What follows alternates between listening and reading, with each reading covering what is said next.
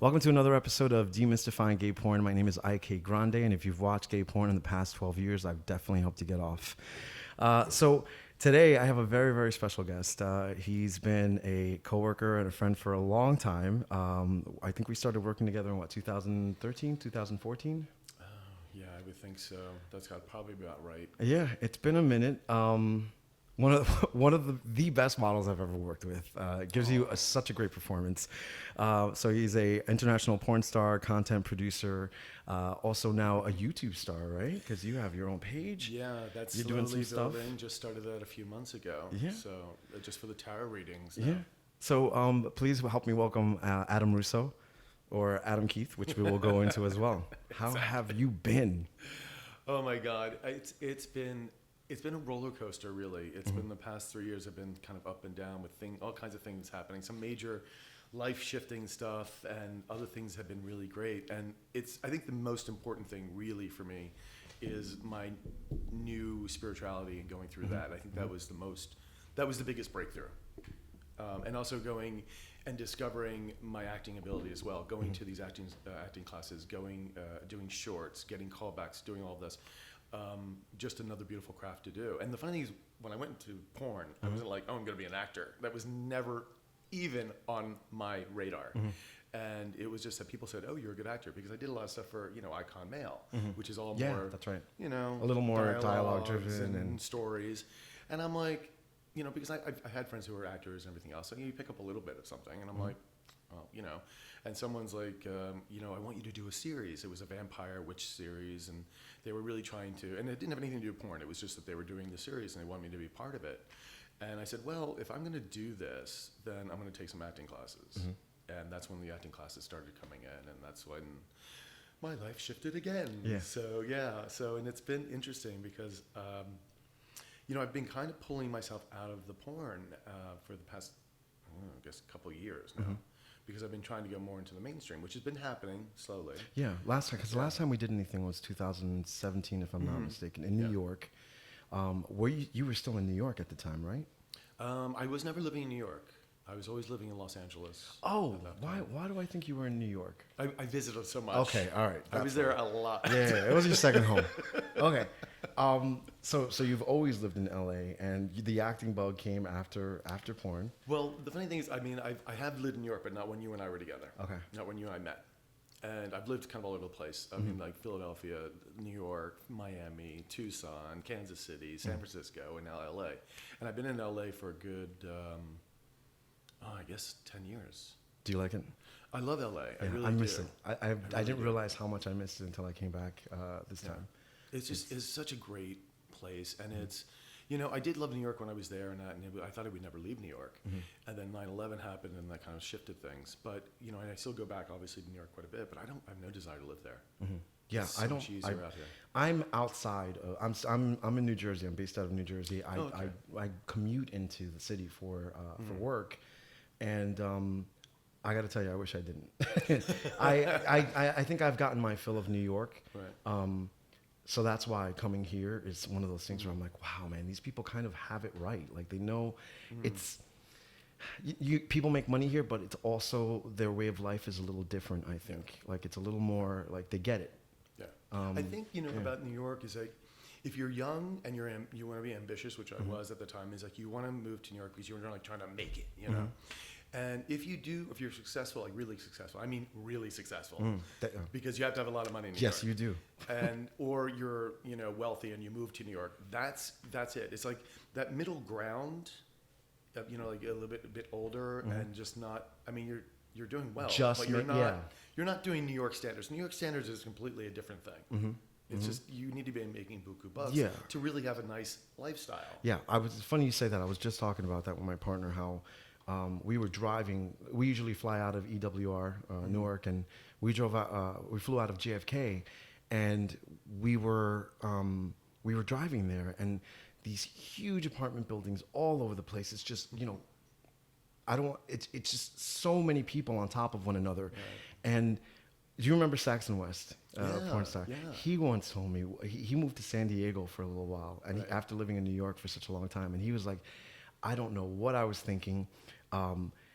the people that live in New York don't really live in New York. They have houses there, and they kind of just go there for vacation, if anything, because they have the money to do that. But people that live in New York, you're either bust in and you work, or you're living in like small apartments and stuff. And I don't. It's not a judgment or anything, but that's, and it's for some people, but it's just not for me. Like, it's not, the draw of the city is not that big that would make me want to live in the size of a bathroom apartment and wall to wall bed, because that's what it is in a lot of locations. That's the time. It's like when you're younger and you're really ambitious and and if it doesn't work in that capacity, especially in a lot of the arts, you're there going to be an actor or whatnot, or very hard field to be in, and then you're like closed in these little tiny boxes, and that's why people spend all their time outside, right? Because nobody wants to go home, really. Yeah, you go there to sleep. Yeah. So now, jumping back in just for a second, let's dip our toes right back into the porn industry, because people probably want to know where you've been. I know that you've had a Just for Fans page, Just for Fans, and OnlyFans. Well, the weird thing is, my partner it was his idea to do the Just for Fans, and I was a little hesitant because again I was kind of moving away from that direction, and then it kind of dawned on me that I can just do it anyway. Like, who really cares? And OnlyFans was the only one that was up at the time. And on OnlyFans, I could not get my OnlyFans to work. Contacted them. Oh, we'll get back to you. Another week go by. Contact them again. Another week. And I was like frustrated. At that time, Just for Fans came out. So I went with that, built the content on there. And then Jake went to OnlyFans and built one. So we have both. So the content's the same. It's just the names are different. Okay. So that was... when I first started, of course, because I have a bigger name, mine started growing faster. And I also think Just for Fans is a better platform. It's a little bit easier, I think, to navigate for at least for me to upload and things like that. And so, to promote it, and it was fun. I mean, we really got into it and got into it, and it's been very profitable. And I like doing it because we don't do dialogue. We fuck or get fucked by who we want. Yeah. We have a wide variety of people. We have, black. We have like one Asian. Yeah. It's so hard to find Asian, and Yeah, it's actually hard to find black guys in LA who will film on with their faces shown. So we do bears, we do hairy, we do smooth, all age ranges, because that's kind of where our taste lies. Yeah, and it's you bring this up, and I've said this for a minute, because I was always in the trenches with all the models. And when I'd go to the company that I used to work for, I would say, we have this model, let's use him. Oh, well, we've used him enough. So studios are bent out of shape because of Just for Fans and OnlyFans, but this was so ready to happen because they were basically the expiration, or they provided the expiration date for the models. Yeah. Yet the models still had fans. Yeah. So the fans weren't done with the models. Exactly. It was a perfect storm brewing. So if anybody invited this, it was the studios. Yeah. So everybody just has to learn how to work together with the one. But another thing is you work with whoever you'd like to work. You get to pick. It doesn't have to be this chiseled 8-pack ab 25-year-old. It's a little bit of everything, and that's another reason why XTube and Pornhub and all that stuff was very, very popular, is because you can see yourself kind of having sex in these people and those situations. It's like don't get me wrong, I love a beautiful boy, but sometimes those beautiful boys are not exactly always the best sex either.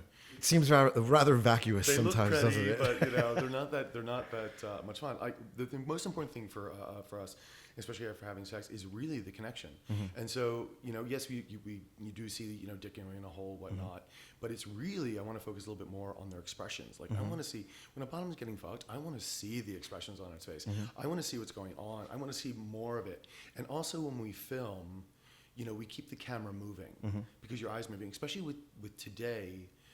Everybody's on their YouTube and their phones, and everyone's watching clips and everything. So everything is very short attention span.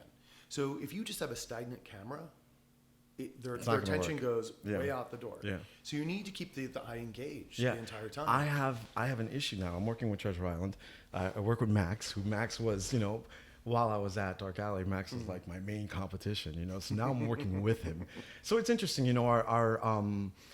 our vibes are very similar, but also there's just certain ways that we do things differently. Right. And my editing style is very boom, boom, boom, boom, because it's like MTV generation editing. You know, you kind of know that it's not only the people that you're editing for, which is, for me, I always think of a younger generation for some reason, but also I grew up watching MTV, so I need, you know, boom, boom. There's certain buttons that you have to hit. Yeah, it's that very, very sort of musical video Yes, kind of sense. exactly. So, yeah, we butt heads with certain things like that, but also I think, you know, another thing that's going to be really big is I didn't understand Just for Fans or OnlyFans because I'm used to like 15 to 25 minute scenes.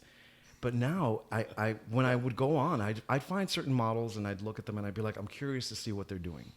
And then some of them have like 4 or 5 minute scenes, and I'm like, or they're just jerking off and that's it. But and some of them just, you know, they do that dick whip, the dick shake and all that, and then they stop their video. And that's their video of the day. And sometimes that's enough. Like, and that's the thing. Some people do that. They do a day, you know, daily video, or they'll do every few days and they'll do something similar to that. We post every 5th day. Okay. But the way we do it is, and then we get the whoever we're filming with, and we just go at it. Once we set up the cameras or whatever, we just have fun. And however long the scene runs, it runs. Like, we do like to kind of figure out, how, you know, at least getting hopefully 15 minutes down. Yeah. And then if it's going over 30, I split it in 2. And sometimes we're like 50 minutes. Yeah. That means you're having a fun time. Yeah, you have like, everyone's having a good time. Yeah. Like, so you have like 25 minutes. And it doesn't mean like the smaller scenes are not as much fun, but it's just, you know, maybe it's, you know, people get more excited and it's, you know, people come. So it's just all very natural in that way. You know, and it's just it's so much more. So much more. So you're a producer now. You are your own producer. Yeah. How is that different from being just a model? Well, the funny thing is, I had actually started trying to produce years ago when I was still modeling, and this is before Just Fans, OnlyFans, and that. And you needed somebody who could really work the back end of this because it's all about the back. I really wish I had known before that. Yeah, I'm not gonna lie. I think nuts. It's a whole job unto itself. So you try to pair yourself with somebody who knows all that, because I didn't want to be sitting in front of a computer all day. Yeah, I absolutely wish we had this conversation a couple of years ago. Oh my God! I didn't know that you were thinking of that. Oh, I did it. I tried to do it. It was like I just didn't succeed because I could never find anyone to really do the back end. And we had filmed content for it, and that time it was Condom at the time because it was kind of like switching over. But it never took off in that way. If the Just for Fans, OnlyFans had been there, I would have used it a long time ago. Yeah. So I know how that is. So I was already starting to produce then, and then I just stopped. I was like, okay, it's not working, and so I just delved into just filming with everybody and traveling the world. And then I was like, hey, I'm going to be in London, you know, and film with Treasure Island. Whoever was there. You're going to be in New York. Do you have any opens? I'm going to be here because it would also save them usually the flight costs and everything else. Yeah.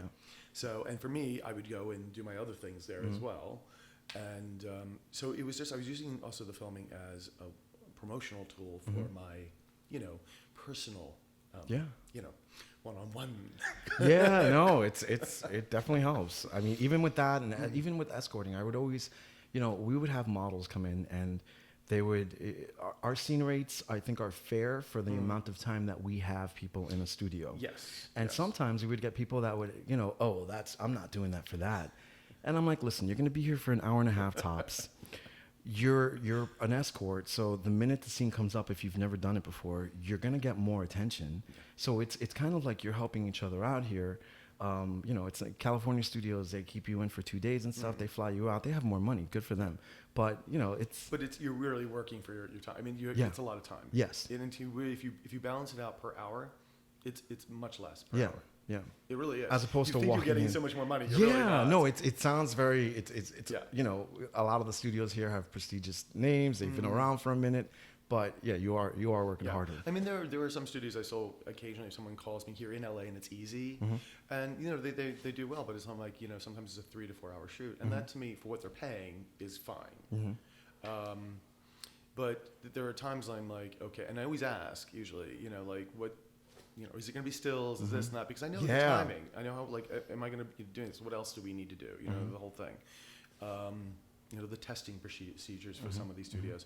And I'm like, okay, you're getting tested a couple weeks in advance, but you could have gotten something before that. So it's like, I get they're trying to help avoid that. I get it, but it's still, you have so many people that are so sexually active. I mean, the models are sexually active all the time. So it's like, yeah. You can regulate to a certain amount. Or to a certain extent, point, yeah. but it's not going to be the end all be all. And thankfully with PrEP now on, and that's great. So I don't think too many people are really worried about HIV, but because most people are on PrEP, I did come across on a performer, I'm not naming names, who was doing bareback and he was getting tested. They were doing the whole testing thing, but he was not on PrEP. And I said, and he was okay with the supposed negative guys that were tested as opposed to having someone that was undetectable. And I was like, boo. I said, that's really dangerous because the ones that are undetectable are like using a condom. I said, with these boys that just got tested, you don't know if after his test that he just got positive. And that's usually when the viral load is really high. Yeah.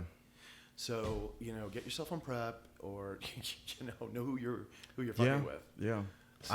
I would always have models that were very comfortable working with models who were positive but undetectable because of the fact that they were on meds and they knew exactly, what the viral count was, and it was virtually impossible to catch. Yeah. And that's interesting because now studios, like I think every single studio at this point is doing bareback porn. When we knew, like I think a lot of people knew, the science wasn't perfect at the time, but everybody knew that undetectable meant, the transmission rate was probably impossible. But money talks. It does. And there's still like some studios that are still kind of holding the negative guys and the undetectable guys separate, and I'm just like, okay, whatever. But they're trying to blend them in now. But I'm like, because like when we filmed in that, with many studios, like the smaller studios, like it's called, the ones that you're kind of in and out. Yeah. There was never that issue. Like we all knew what we were getting to. You already it was going for a hookup. If you got to be okay with that. You got to be okay. You're playing in the sandbox. You got to take care of your own precautions. So be a grown up about it and know where you are with that, what you're doing. So I think that's the most important thing is really personal. Standing. Yeah, personal care. Personal care is the most important thing. So now you've worked with.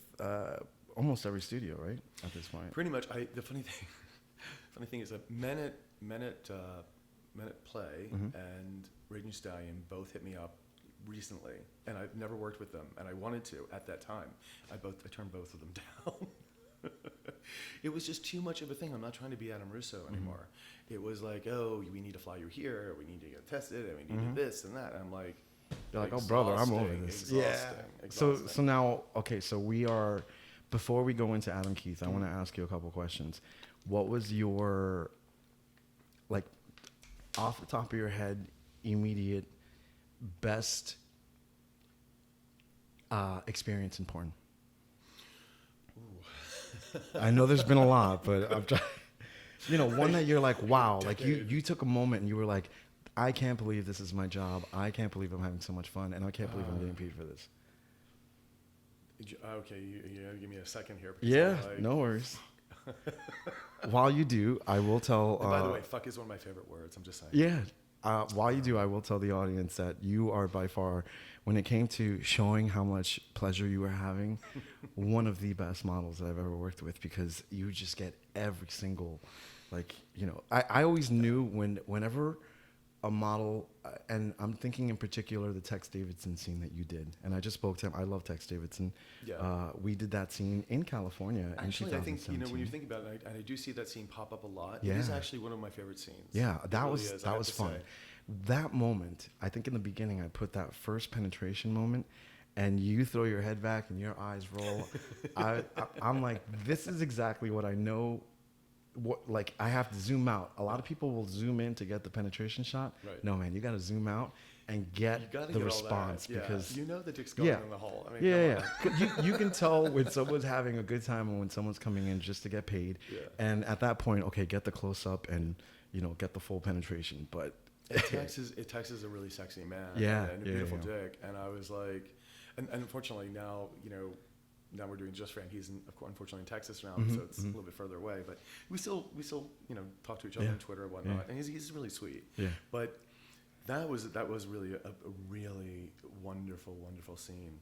I'd done of course a lot of scenes with Cutler at the time that we were dating, and I loved those scenes as well. I mean, I love a big black dick up my ass, so I can't tell you. But I think the most important thing is that the best thing about all of this is that I was traveling the world, getting paid for sex, and just friggin' enjoying myself. Like, yeah, just the whole scenario of it, you know, bringing home the money, making sure the bills are paid, going to different cities, different countries, you know, just, yeah. So much fun. What's the best advice you can give newer models coming in to the industry? Like something that you've learned or that you can pass on and say, you know. You know, I think because I have been doing this while, I get a lot of guys saying, oh, well, you know, can I be a model? Or, you know, and then they're sending me a photo without their head. Yeah, that's always fun, right? I'm like, first of all, sweetheart, you got to be really comfortable with yourself, with showing your face, knowing what you're doing. I say that's the first thing. Second of all, this is an industry and it's a job, and yes, it can be lots of fun, but it is a very different thing than you hooking up with some guy in your bedroom. And I always mention that. I was like, and what are you trying to get out of this? Is this going to be something you're going to make money? Is this just something you're doing to say, so you're a porn star? Like, and I love when people do like 2 scenes or like a porn star. I'm like, yeah. Okay, I don't even call myself a porn star. I hate that name.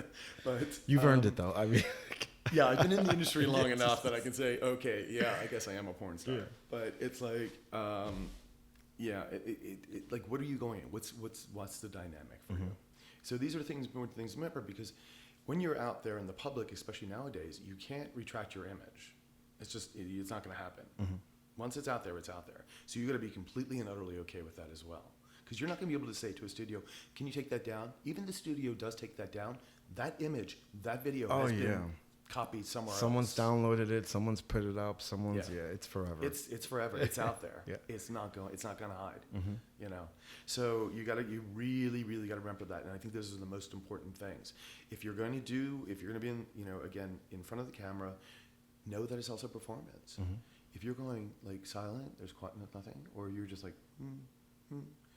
honey, that doesn't play for the camera. Yeah. Might be fun in the bedroom with your lover or whatever, but nobody can hear you. Play it up. You know, you need to realize that you're still performing as well. So there's this balance of like being able to enjoy yourself and to know that you're still performing. I think that's like the key. And any of the really good guys that are out there have been for the longevity. They either have something about them, like the particular physique and that, but even physiques and big dicks aren't enough. The ones that are successful bring something to the table. They're there performing. They're having a good time. They're making you want to be there. You're absolutely right. And that's the difference. So you gotta ask yourself that. You know. Let's talk a little bit about Adam Keith and the development of Adam Keith. Adam Keith is different from the YouTube page, or is it? Adam Keith is different, separate from YouTube page, because well, I mean, it's still the same name now, but I became Adam Keith because I'm going into the mainstream acting world, and I'm not denying that I've been Adam Russo. It's just that I don't want people Googling my name and suddenly all of my porn comes in. I'm trying to get you to look at my acting, not my dick. So there's a difference there. That's why I changed it, and so going in with a new name, I have actually 3 Facebook pages. One for my birth name, one for my Adam Russo, and one for Adam Keith. And so I was using that for, again, for my acting, for when I go to auditions, when I go to acting class. And that's actually the name I'm using all the time now. And I kept both names, the same name, so that it wouldn't get confusing. Suddenly call me Adam, and I'm calling myself Steve. It's not going to work. So so people people can understand that. So that made it easier.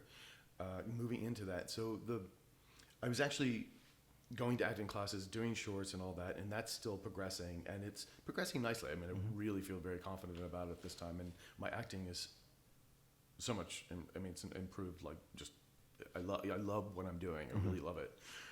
And that's the thing is too. You have to really have a passion for whatever you're doing, whether you're going to be fucking or going to be acting or painting or doing accounting for that matter. And then I just decided over the time. When my partner had broken up with me the first time, that's another story. I went through a whole spiritual thing. It was everything broke down. Like I went through a dark night of the soul. I mean, seriously, I was not eating. I was not sleeping. I would sleep for about 3 hours a night and wake up. I was a living zombie. and it was the breakup. It was so much, and don't get me wrong, this wasn't the drug thing. I don't do drugs and thing. This was just all very emotional, getting through a hell of a lot. And it was months, and we were separated for 8 months and trying to get him back and everything else, and he was going through his own shit. And I eventually turned, like I was really working on myself spiritually. And my tarot reader, my psychic, is the one that helped me through all this. He was my therapist, basically. Like literally my therapist. If without him, I don't know what I would have done. And I would say about 98% of the stuff that he said came true.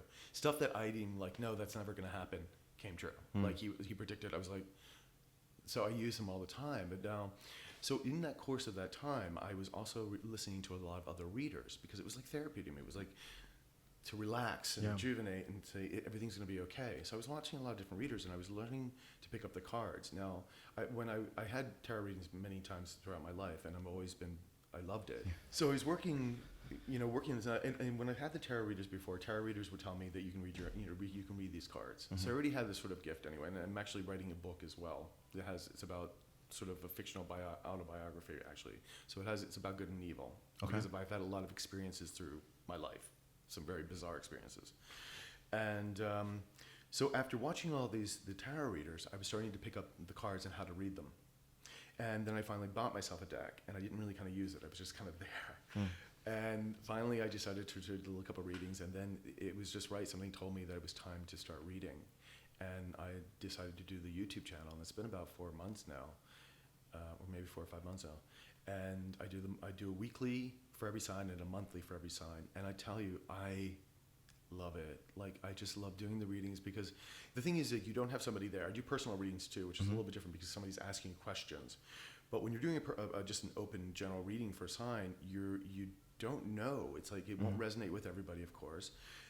And you want everybody to have a wonderful reading. Like you want it to be unicorns and rainbows. You really do. And there's sometimes when there's terror moments and things happening. And it's like, but that's life. That's what life, unfortunately, is. It's all these lessons and things that we have to go through.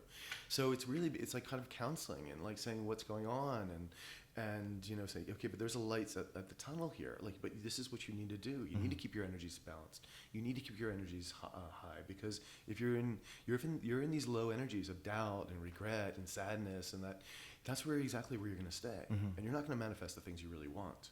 So it is really about that. So I feel really good about doing this. So that's been growing. I've been doing personal readings as well, which is always beautiful. I love helping somebody. And some people come in and they don't bother really say anything. They'll give me a thing, and I'll be like, and they're just being really quiet, because they want to see, is this real or not? Can you really do it? And I'm like reading the cards, and they're like, oh my God. I'm like, this is what's happening. I'm not psychic trying to make up things in my mind. The cards come out in a certain way. And that certain cards have many different meanings, and but still the way they're with other cards and et cetera, and then in their placements. And I don't do a regular like Celtic placements in that. I do much more almost free form. And it's kind of what I enjoy, because I've watched many different tarot readers, and some do use Celtic and other forms, and others are free form, and everyone does it differently. But the stories, it's interesting when you watch a lot of different tarot readers, like say for your sign at the time, the ones you gravitate towards, their energies, what they're saying is pretty much the same, pretty much spot on. It's bizarre. It's like they're pretty much telling you the same story. Huh. Interesting. Yeah. So if you ever do that, look at it like, and you'll gravitate to it. You'll like kind of know if this is the person for you or not. It's just weird. You just kind of know. So, but if it's someone that you feel like you gravitate, you're watching your sign, and then you watch another one you feel you gravitate. You watch, they're pretty much almost about the same. Okay. Yeah. Do you do like Skype stuff? I do. For personal readings, I have people, of course, come here at the house if they're here. If they're in the U.S. or Canada or somewhere where I can FaceTime, then I'll do that. I haven't really gotten to the Skype thing. FaceTime. I could do WhatsApp too. Okay. WhatsApp also works. So that way it makes it more general for the worldwide. I'm trying to stick for the FaceTime just kind of U.S. Canada, because you start going to like Dubai, then it's a time shift. Yeah. Like, when am I going to be doing this reading? 3 a.m. 3 a.m. So that makes it a little bit difficult. Just getting up. Yeah. So I can do a taped reading for you. You can ask me the questions, then I'll do a taped reading. That's fine. But yeah, it's to try to do it, because you're dealing with the world market. So, and you got to remember that even if you're going into porn, we're dealing with a world market. Yeah. You got to translate well. Let me ask you a question, because your spiritual side, and you've gotten metaphysical. You've gotten like, Yeah. do you? I think right around the time I turned 30, I started thinking about one moment in particular where I was taking a nap and I woke up and I said to myself, yeah, one day I will never wake up. Have you had like moments like that where you realize your mortality, or you've embraced the human condition? It's interesting because that's always a story. Like one of the psychology things that they do is one of those tests is like, picture yourself in a white room with no windows or doors. How do you feel? That's basically the test for death, like how you feel about death. And some people feel anxious, then they're not, like, I always felt very comfortable with it. Because that makes me feel peaceful. Yeah, yeah. I'm like, okay, cool. So the thing is like, for me, because the only thing is I hate pain. I hate pain, like not being able to, that just drives me crazy. Yeah. But the death, not an issue for me, because I know that my spirit will live on. Like this particular shell will be gone. And we're here for many different incarnations right now. Like there's a big struggle energetically going on right now. And this is a big shifting year coming up. This is actually a really important year. So, and the funny thing, you can really see it playing out on the world stage. Yeah. It's I don't even, and then there, people like doubt this. They doubt, well, the energies and like angels and everything else, or whatever you want to call it. Like I call it the universe. I don't call it God, because God to me has too many stiff shit attached to it, to like Catholic churches and that, and the patriarch and the control mechanisms. So, but these things exist. There's all these spiritual realms. We live in multiverses, dimensions, and this is what science is saying. So this isn't just me and like the ether. This is science. The poles are shifting. It can be measured. The magnetic spheres are changing and letting more sun rays in, which is actually just communication, more light rays. So.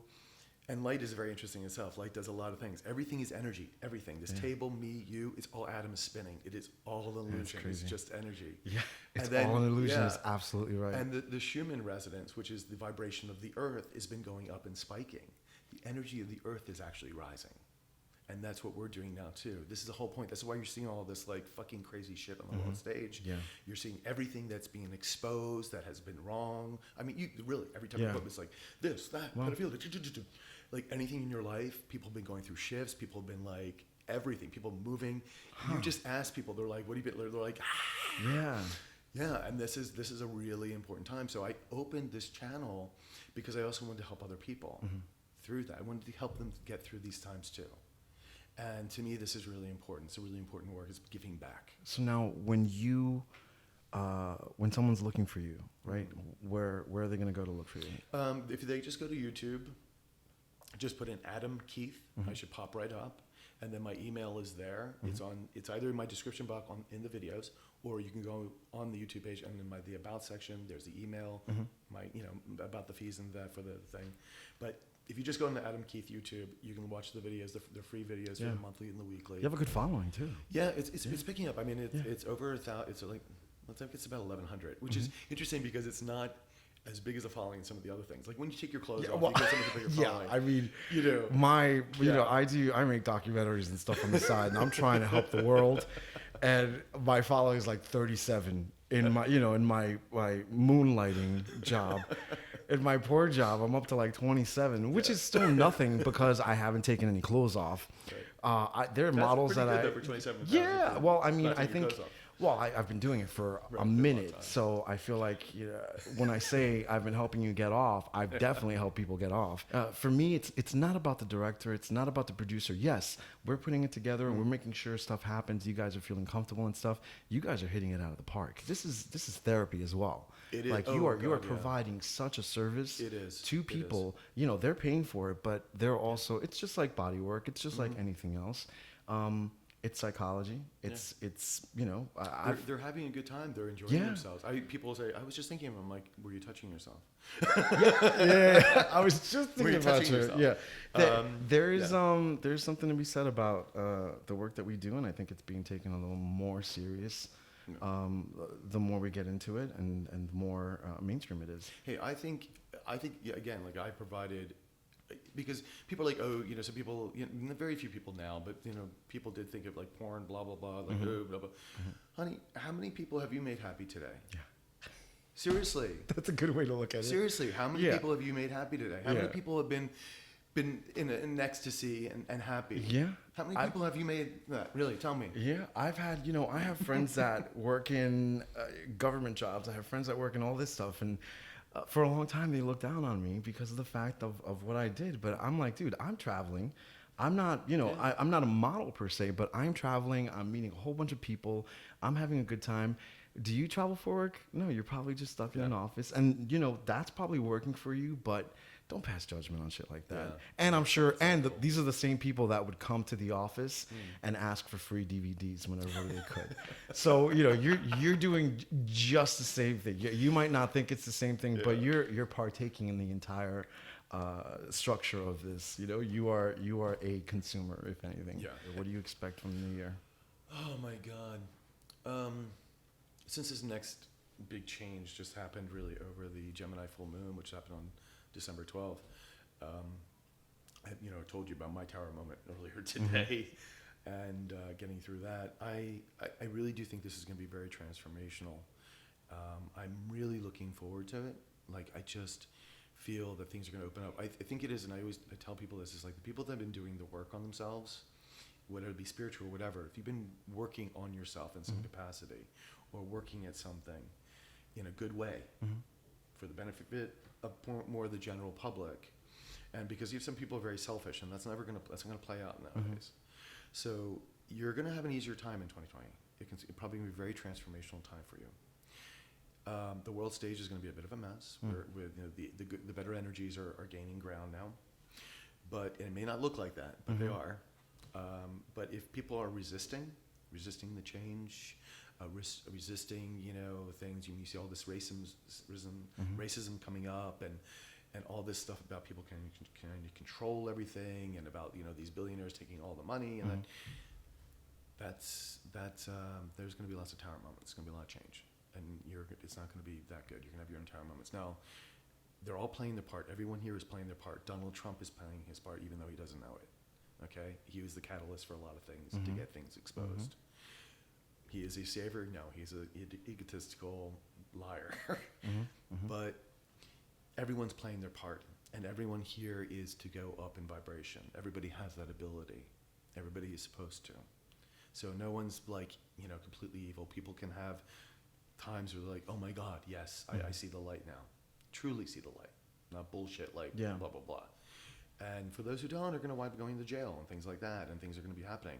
They may eventually wake up because they're going to be going through their tower moments, and others will not. They'll be mirrored in this lower vibrational energy. But the energy of the masses is changing. We're going to the age of Aquarius. Yeah. It's about the people. Yeah. So, yeah. Jeez. Oh my God. I've taken up a good amount of your time. I absolutely no, but I always love talking to you. I'm glad that we got to sit down and do this. Yeah, absolutely. Guys, if you want to look for Adam Russo, you can look for Adam Russo, but you can look for Adam Keith. I think Adam Keith has got a lot he's offering to the world right now. This is the new version. This is 3.0, 4.0. But yeah, you can find him on YouTube under Adam Keith. Do you have a Twitter page for Adam Keith? I do, but I don't really use it right now. I'm going to be using it later. There is one there. The Adam Russo Twitter is used more often. And I do have an Instagram, and that is I am Adam Keith. And that's my Instagram. But again, I post the uploads for the weeklies, and occasionally I'll give you like a shirtless photo. Gotta feed the need. Of course. Feed the need. Too funny. So you can find him on YouTube. You can find him on Instagram. You can still find him on Twitter under his other name if you wanna, if you wanna his help in a different way. Yeah, if you wanted the Just for Fans. Yeah, if you look at that's the Twitter, right. Just for Fans. Go to the Adam Russo XXX, and it'll all be there.